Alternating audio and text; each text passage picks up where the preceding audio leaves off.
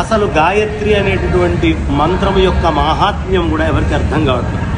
అదేదో సెల్ ఫోన్లో ring tone లాగా, లేదా ఆడవాళ్ళు ఎవరు పడితే వాళ్ళు ఇష్టం వచ్చిన రాగాల్లో వాళ్ళు పాడుకుంటూ వాటిని రింగ్ టోన్లుగా పెట్టుకుంటూ అత్యంత పవిత్రమైన అనుస్యూతంగా మనకి ఋషించినటువంటి గాయత్రి అవమానించబడడం కూడా ఈ రోజు జరుగుతోంది.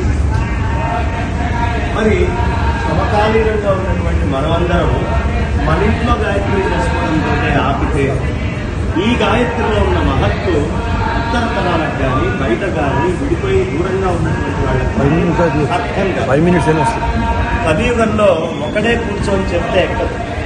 ఒక సమూహంగా మాట్లాడితే తప్ప, ఒక సమష్టి అయినటువంటి బృందంతో మాట్లాడితే తప్ప దీని యొక్క సత్తా బలము అనేటటువంటిది బయటికి చేరదు. మహావాది వినోద్ గారు ఆయన ఇంట్లో నుంచి ఒక అడుగు బయటికి వేసి నేను ఒక్కడిని గాయత్రి చేయడం ఏంటి, ఆయనకు ఒక కోరిక వచ్చింది, నేను వేదం చదువుకోవాలి అని. అప్పటికే ఆయన ఉద్యోగంలో వెళ్ళిపోయి ఇప్పుడు వేదం అంటే నా వల్ల కష్టము అని నిర్ణయించుకున్నాను. మరి చదివింది చదువులలోని మర్మములు వెళ్ళాలని ప్రహ్లాదుడు చెప్పినట్టు ఈ సమస్త వేదాలకి మర్మం ఏమిటి, మూలం ఏమిటి గాయత్రి. పరమో అంతకంటే గొప్పదైంది పరమ అనే శబ్దం వాడి. పరమమైనటువంటి మంత్రము ఇంకొకటి లేదు.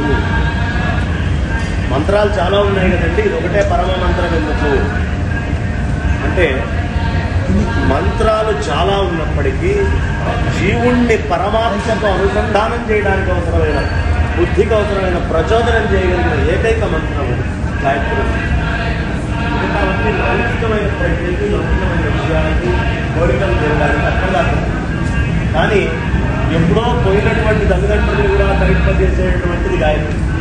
ఇక్కడ మన ఆర్థికంలో కూడా మంత్ర, తంత్ర, స్వర, వర్ణ, లోప, ప్రాయశ్చిత్తార్థం దశ గాయత్రి మహామంత్రం అంటే ఈ మంత్రంలో, వర్ణంలో ఉన్నా, మీ తంత్రంలో ఉన్నా, దేశ పనుల్లో ఎక్కడ ఉన్నా దశ గాయత్రి చేస్తే పోతుందయా, పితృదేవతలు ఆనందిస్తారు, వాళ్ళని చేస్తుంది అనే పదం వాడారు అంటే ఈ గాయత్రికి ఉన్న మహత్యం. అలాంటి గాయత్రి మంత్రాన్ని చక్కగా ఉత్తర తరాలకు అందించాల్సినటువంటి బాధ్యత అందరి మీద ఉంది.